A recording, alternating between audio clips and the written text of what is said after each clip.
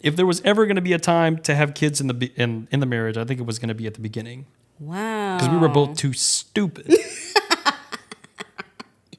We were both so just like idealistic and whatever. Yeah. And then imagine if we had the kids. Oh my God. We would have divorced. Died. We would have just. Ooh, that would have been terrible. We would have just been divorced. That kid would have had not be two okay. households and not be okay. A ton of Christmas gifts. That's what that kid would have. Ooh. Or we would have rose to the occasion. One of the two. Hey everyone, I'm Hallease, a digital storyteller and video producer. And I'm Mr. Hallease, and I caught an upper respiratory infection. But it's not the Rona. This is a StumbleWell Podcast, a couple that you know talking about relationships and whatnot. Roll the music.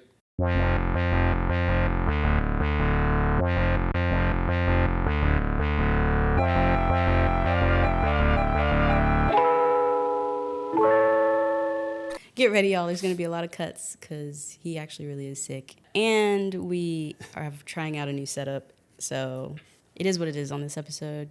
Ooh, that sounds great. I thought you were going to take cough medicine. I did. Oh, you did? Yeah. Okay. This is me on cough medicine. Oh, got it. Okay. So what's one thing you're worried about that you haven't told me about in the past week? It's a great question. I think the thing I'm worried about right now is if it is wasted energy to write a full pilot of the show. Ooh. Do you want to go into that, or are we just saying what it is? Sure, we can talk about it for like a second. So right now, Evelyn and I are in the process of rewriting the show. You know, yesterday we had our super long writer's room meeting. Yep. Actually, it was really productive. It was a really good meeting. But yeah, her and I have been working on the show in some iteration, form, or fashion since the beginning of 2021, if not actually 2020. End of 2020, beginning of 2021. And I don't know, man, it's just hard. It's just hard to get something off the ground or just to get people to look at it or, yeah, just to get something going. And so it's not really on the creativity side. If I wonder if it's worth it. It's more just about like, okay, do I actually have enough connections in the industry, or can I find where those connections are to then get this pilot in front of those people? What does that look like? You know? So, yeah, that's what I'm worried about. And I don't want to potentially waste Evelyn's time or my time writing the pilot if this first idea was really just meant to be a first idea and I should actually be working on the next thing now. I think, just to put it in creative terms that I can understand, I think having written a story, try to submit it to a couple of publications, and then put it on the podcast, try to put it as a reprint, et cetera, I think it's fine. It's not wasted effort. If you're just retweaking the idea to try to repackage it and send it back out there, I think if it doesn't have any traction, it's like what everyone says. It's not that it's a bad idea. It's just not the right time. Like the right number of eyes haven't seen it or whatever. So maybe in a couple years it'll pick up steam, or maybe after you've sold a couple shows, it'll, maybe have legs. Yeah. But I think you're just trying to... Evelyn has invested the time. You have the time to invest, and she does too. And so you're both just reworking, repackaging it, putting it back out there. It's not going to take much more time. We're not talking about 6 months of writing. No, we don't have 6 months of writing. We need to hit that deadline. Yeah, if anything, it's perfect. Like, it's self-contained. There's a self-imposed, or not even self-imposed, but there's a deadline where you can't expend any more energy beyond it. Yeah. I think it's a little... Ideally, you would have a little bit more time, give a little bit more grace, but I don't think it's a problem. Okay. Anyway, that was bothering me. What's bothering you? What has worried you this week that you have not told me about? It's all the same, just like a slightly different flavor or variation of all the things. Oh, okay. I mean, okay. Just peeled open my brain and I'm just plucking one out. Worried about money. Oh. with Why? with a potential move. Oh, yeah, okay. Okay. Cool. Worried about money, worried if I should be making money. Again, it's just the same neuroses just popping up with like a mustache. Yeah. It's like, you're the same one from like 6 months ago. No. No. I've got a mustache. I've got now. a really bad Italian accent and a bit of a mustache. Yeah. So Cool. that's a good, interesting point. Yeah. So we're thinking about moving to Atlanta next year Yep. for career things to see if that helps. So probably talk about that in a podcast episode eventually. But that's what he's talking about when he's like, oh, move. Oh, I was trying to like be gray about it because I wasn't sure. I'm going to start telling him about stuff. So Thank you for reiterating that. Yeah, so is there enough money? Should I pick up seasonal work? I don't feel like going back to the hospital. yeah. Listening to Glenn and Yvette's podcast from 2 weeks ago, Sure. the How Married Are You podcast, on the subject of should you tell your spouse it's time to give up their dream or to stop chasing their dream? That's a really good episode, by the way. It's fun. Go check out their podcast after you listen to this one. We'll put it in the show notes. Yeah, really fun episode. Felt like he was talking about me. Oh, no. Was he? Not personally, but I I'm was just gonna saying, say, like, wow, this is hitting. This is hitting a little too. I mean, we could just a little text too him and close. ask him, like, Glenn, were you talking about me? I mean, it's fun. I mean, you take inspiration from everyday life. I do, think it's definitely. just. I'm talking about me too. Oh, but, yeah. It hit really close to home, and I thought, wow, am I wasting my time? Should I be doing something else? And then it's the spiral. So it's like just another gradation of the spiral. Today, I went on to some of the publications that I've submitted stories to in the past, and I'm just rereading their work just to see, like, okay, so what are you actually publishing? Yeah, sure. And one of the first ones that I read, I was like, oh my God, what? This is what? Felt kinda- What is this Nightmare Before Christmas type of... I was like, you're publishing this? And I went somewhere else and I was like, you're publishing this? Why can't I get these published? I don't know. Interesting. Granted, my stories aren't that great. They are great. Go listen to How Does This End? I'm just leaning in a little too hard, but it's like, if I feel like I'm writing decent stories and then this is the quality of work that they're publishing, then why aren't they accepting my stuff? Because you don't know whoever you need to know. Over the past week, that's just, All the things. yeah. Being an artist. Being a creative. Anyway, that's what's been bothering us this week that we hadn't told each other about. Now, the episode topic. Now what we have told each other about. Beep, beep, beep, beep, beep, beep, beep, beep, beep, beep, beep, beep. Hey everyone, thank you so much for listening / watching this episode of the StumbleWell Podcast. If you're new here, a few quick announcements, and then we'll get back to the conversation. If you're watching us on YouTube, please like and comment down below. Generally, just engage with the episode because that really helps with algorithms and putting it in front of more eyes and growth. Subscribe if you haven't already. I'm trying to get to 100K on this channel, man. Like, I'm at 90K right now. And it's like really annoying. So if you could just subscribe, that would be great. I want a play button. I want one. Wherever you're listening to us, though, if you're listening to us, please rate us on that platform. 5 stars is preferred, but constructive criticism is always appreciated. If you want to take things a step further, if you want early access to these episodes, as well as access to just a lot of other extra stuff. Or bonus content. Because, yeah, we're trying to put more bonus content out of the podcast. Eyebrows. Consider joining the Patreon, patreon.com/Hallease. There you get early access to these video podcasts, as well as early access to any other content that goes out on the YouTube channel. It's a good time. Oh, and the Patreon has merch now. Anyway, with that, let's get back to this podcast episode. All right, so picture this. Mr. Hallease is doing research for a podcast episode, right? I'm sitting at the table behind us, eating probably breakfast, I think. I was eating breakfast. And I had just come back from a run. And I'm enjoying my breakfast. It's nice. And then Mr. Hallease comes in and he's like, there are people in the world that daydream about their husbands dying. Spouses. Spouse. They daydream about their spouses dying. And they daydream about that. Isn't that weird? And I looked at him and I said, no. That's not weird. I've done that. And then he was like, what? And I was like, yeah, I've daydreamed about you dying before. And he was like, I want to ask more questions, but I'm going to stop. But also I'm scared, but I'm going to stop asking questions. And we need to record a podcast episode about this. But so here we are. Having read the first paragraph of the article in question. Yeah. And I was like, okay, she's gotten a little bit more insight on what I was talking about. Yeah. And you still said, yeah, I've done that. Or I have an opinion. We should record that. And I was like, oh my God, what's happening? Ooh. So the subject or phenomenon in question is called the spousal death daydream. Yeah. It's apparently surprisingly common. Yeah. And it involves fantasizing that your spouse or longtime partner will painlessly and peacefully die, thereby freeing you from the relationship without putting you through the trouble of splitting up. Meaning that you have so little value in the relationship. Oh my God.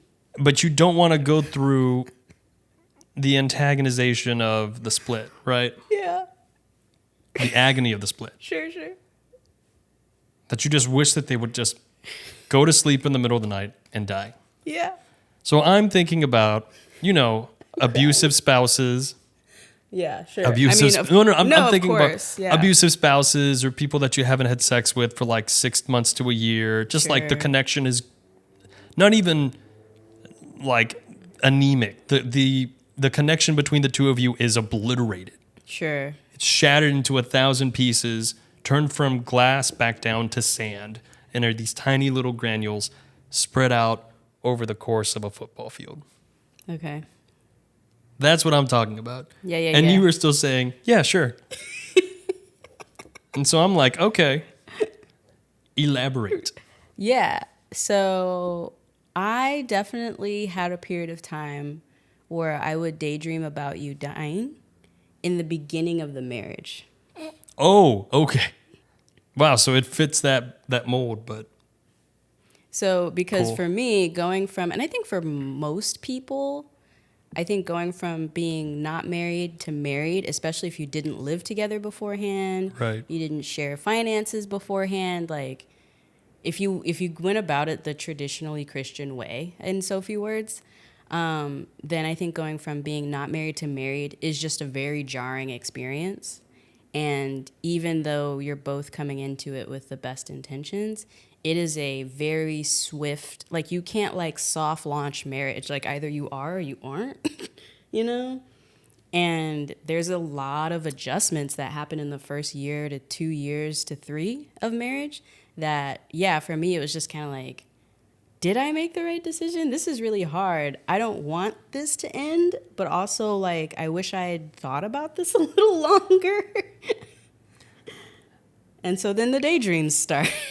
So first off, that's debatable. You can live in a relationship I guess without being married. Yeah. For me, I guess my indoctrination into traditional Christian values, I never I never pictured that for us really. Right. So what you wanted me to have was an amnesia episode. You wanted me to fall asleep, forget about everything. And then we were technically still married, but we would have to be divorced because you can't be married to somebody who hasn't consented to being in the relationship, right? I mean, newly consented. I guess. I don't know. I wouldn't think that deep. But you wouldn't want me to die. No. You just wanted me to be like, oh, okay, and now we can cleave, and then he can go off and grow in that direction. Yeah, I guess that's a better way. No, but I'm talking about dead. Yeah, sure. Dead as a doornail, 6 feet under the ground. I don't. You wanted me dead. You wanted me to fall asleep and die, and not return as a zombie or a vampire in these Halloween seasons. Oh my gosh! I definitely had daydreams of you dying. Yes. Jesus Almighty. Cool. I don't think it's good that I had those daydreams. Audience, take note that the arm is being removed from behind Hallease. Go on. I don't think it's good that I had these daydreams. Oh. No, because... Now we're taking good Whether it is good to have them. Got it. Well, no, because I don't think it's good I had these daydreams, because it was like, I look back on them now and I know it was just because it was hard for me to like adjust to marriage. Right. And not because our marriage was even like difficult, like nobody's being abused or anything like that, but just learning to be with someone else in such an intimate way. Like, I'm someone who, for the most part, if I put forth the effort and try, I get results. And that's been for me with like school or art or just anything. If I actually put forth a real effort, I get positive results back. Mm-hmm. And I think marriage was one of the first things I ever did where I felt like I was really putting in an effort and I wasn't getting back results.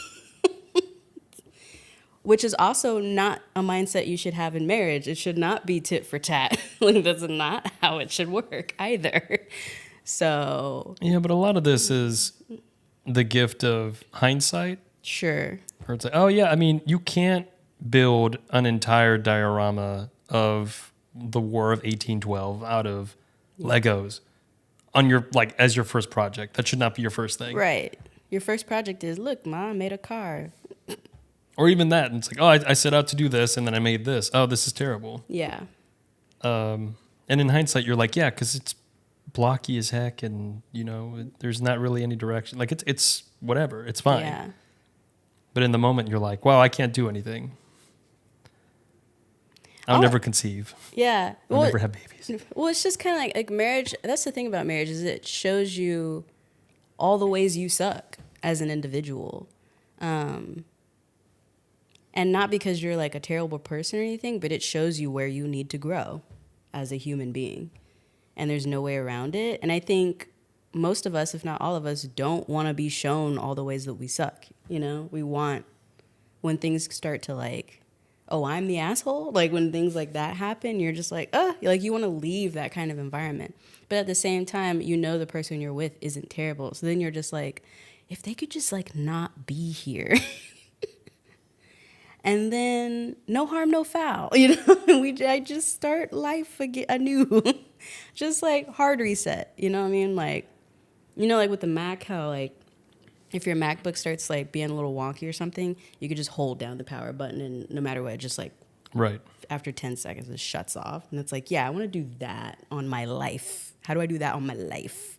You know what I mean? That's where it's coming from. After talking with you on many occasions, and also doing this podcast, I wonder about the effects, good and bad, that I've had on your life. It's like, if I had never entered the equation, what would your life look like? Yeah. I almost... You don't want to have these sort of revelations, but like the It's a Wonderful Life moment, you don't want to have that moment where you're like, oh, you know what? What would your life be like without me? And then you see the result and you start sweating and then the spouse is like wringing their hands and, I do deserve, I don't know. I do deserve LeBron James. And I was like, got it. I mean, I get where you're going with that. I don't think so. I feel like you've had an overall positive effect on my life. Overall positive. That means 49% negative, 51% positive. That's what I'm hearing. No, like I'm not gonna. Do you want me? I can try to figure out a percentage. Majority. Oh my God. I can try to figure out a percentage if you want. No, I'm just saying. I'm tired and loopy. So you're just like diving deeper into the shame. No, I mean that's the truth though. I've definitely had that syndrome where I've thought about you dying, but it was like in the way that the article was talking about of like, I just want to start anew and like hard reset. It was at the beginning of the marriage when I felt like I just wasn't very good at being married. And it was like, you remember the first couple of years, it's just really hard. You know? Well, it's like, yeah, isn't what I signed up for. It's not all idealistic all the time. Exactly. And I also think, like the Disney movies messed me up. Like I think the Disney movies messed a lot of like cis hetero women and messed us all up a little bit with these Disney movies. And so, yeah, I just is it the cis hetero men not living up to expectations? I think it's both. I think it's a little bit of both, but I think the bar is set ridiculously, and then on both sides, it's a mess. But I think all of that played a factor. Now, as we inevitably, got stronger in our relationship, and I began to allow myself to be in the relationship more and invest more in you and see the fruits of that investment, Then I started to daydream about you dying, not because I wanted a hard reset, but because I think it was more of a defense mechanism of oh, I'm realizing how close I am to this person and how much our existence is how much we coexist together. I think I need to be aware that this person can die. You know what I mean? This person can leave in a very not predicted way. And then what does that look like for me if that happens? I think it's more because I had gone through enough, watching family members or friends of family die. I've been to homegoing ceremonies where the coffin's about as big as this table, and I've gone to where it's 6 or 7 feet long. I've been like a child or an adult. I've been to them at all sizes. You know what I mean? So that's, I think now when because I still have them. I still have those daydreams for sure of you dying. But when I have them now, it's more just I don't want to call them daydreams. They're more like day nightmares, daymares. Because it's just I just think about that. I'm worried about 75-year-old Hallease. Because if we believe the statistics, I will outlive you, right? And so I'm I don't know what 75-year-old Hallease finna do.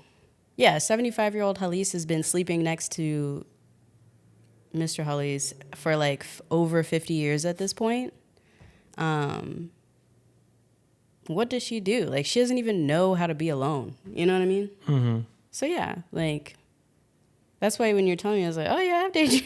I wouldn't call them daydreams. They're daymares for sure. But yeah, I have run that scenario in my head of and I've run that scenario in my head at all stages of my life. Yeah.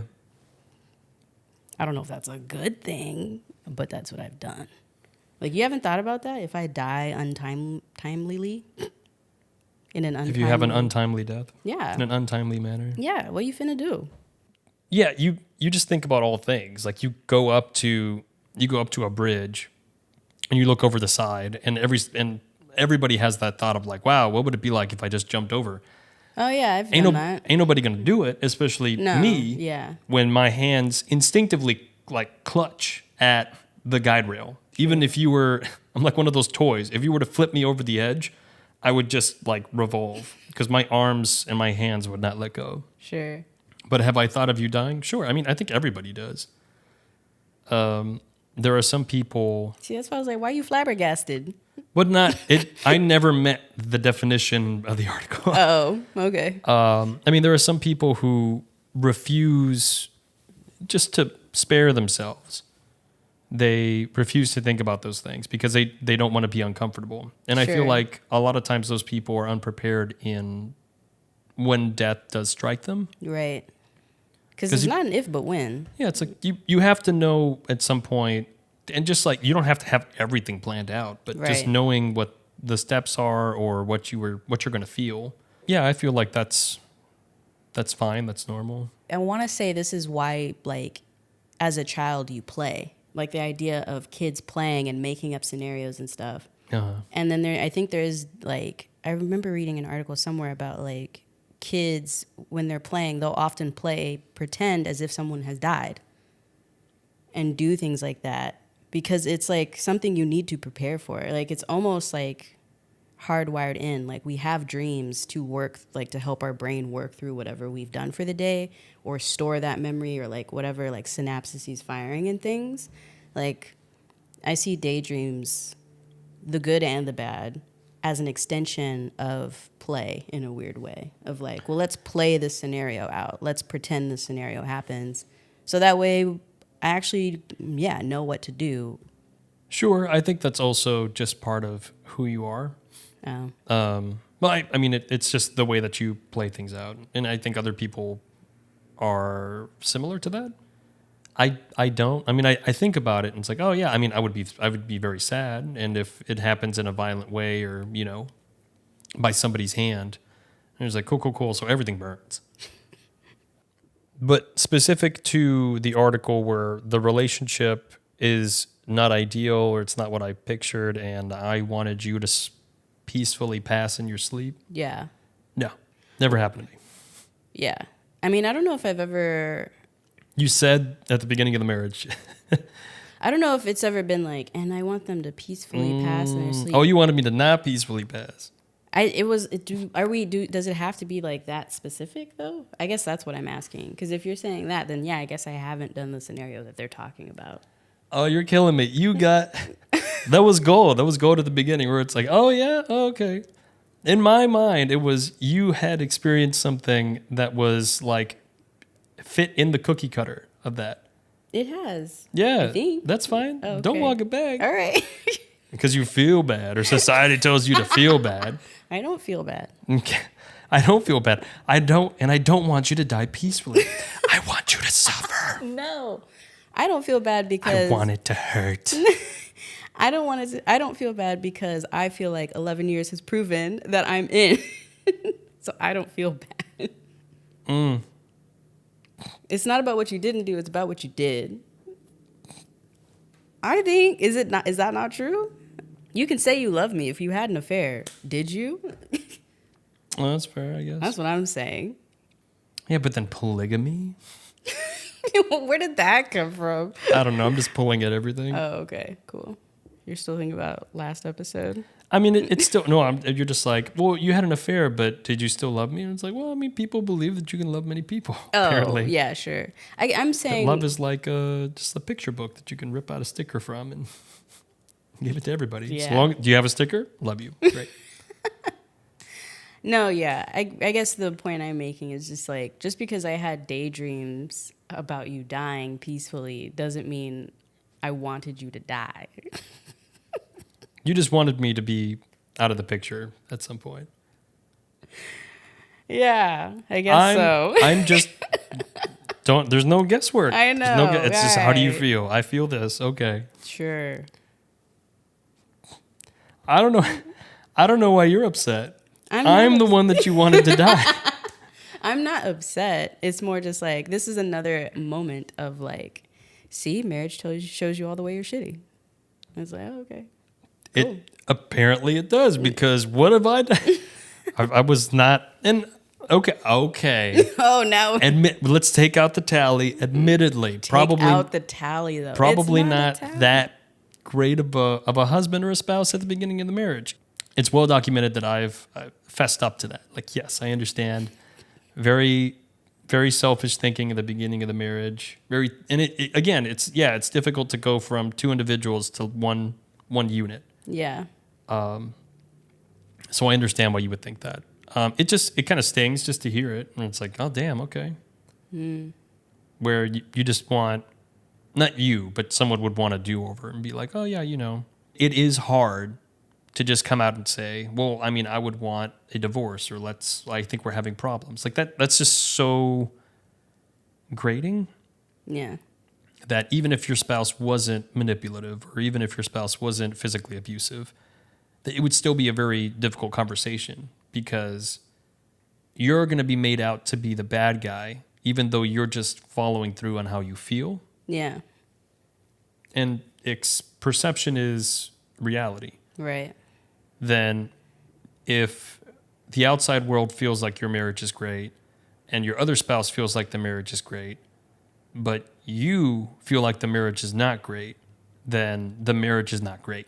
Right. So I guess in saying all that, I mean, it stings a little bit, but I'm not upset that you felt that, because you're ultimately, to your point, you're still in the relationship. So you still see value in it enough to be in it and not have ended it.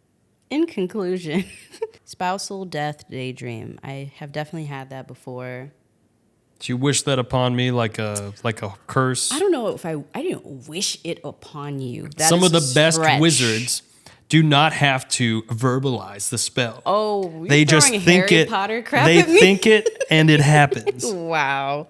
throwing Harry Potter foolishness at me. They Okay. really kind of smooth over that in the movies, but that's how it was in the books. It is very much how it was in the books. You're right. And I kept throwing counter curses. I'm tired. I feel like the takeaway is it's normal. And Yeah, you're right. the takeaway is that it's normal, and you kind of just have to decide if you're willing to work on yourself to be the best partner you can or leave. Like, you just have to make that decision. And for me, the decision was to stick around. And it worked out. I think it's natural for people to assume or want to see what the end looks like. That curiosity is natural. Sure. Whether that's life itself, what's at the end of the rainbow, or relationships.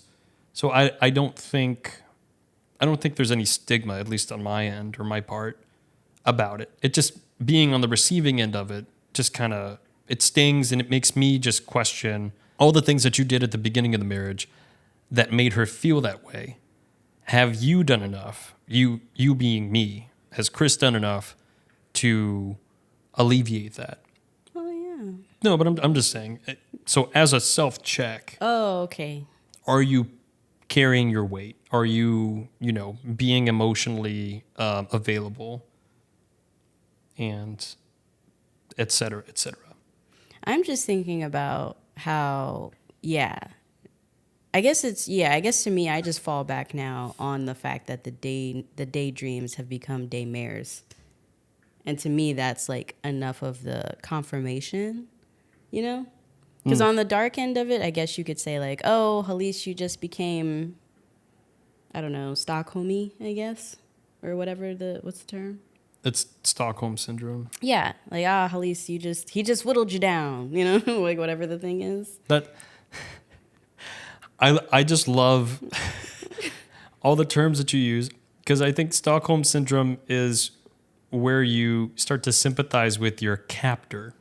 Oh, there you go. No. But so I've been holding you captive.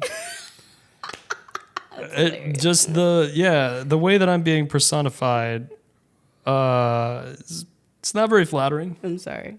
I didn't mean it that way. Just keep it going. Let's see. In the comments below, let us know. Have you ever daydreamed about your... Can't even finish the sentence. Have you ever daydreamed about your spouse dying? Whether it was so you could move on or because you just felt overwhelmed, whatever the thing is, go ahead and let us know in the comments below. I'll make sure to monitor the comments because I feel like YouTube is going to think that there are words that everyone's saying. Right. But it's not that. YouTube. We'll figure it out. But say what you need to say. I'll monitor the comments and let your stuff Or what come do you in. like? I mean, even if you're not in a relationship, Yeah. what do you think about it? And with that, Stumble well. stumble on. And we'll see you in the next one. Bye. Bye.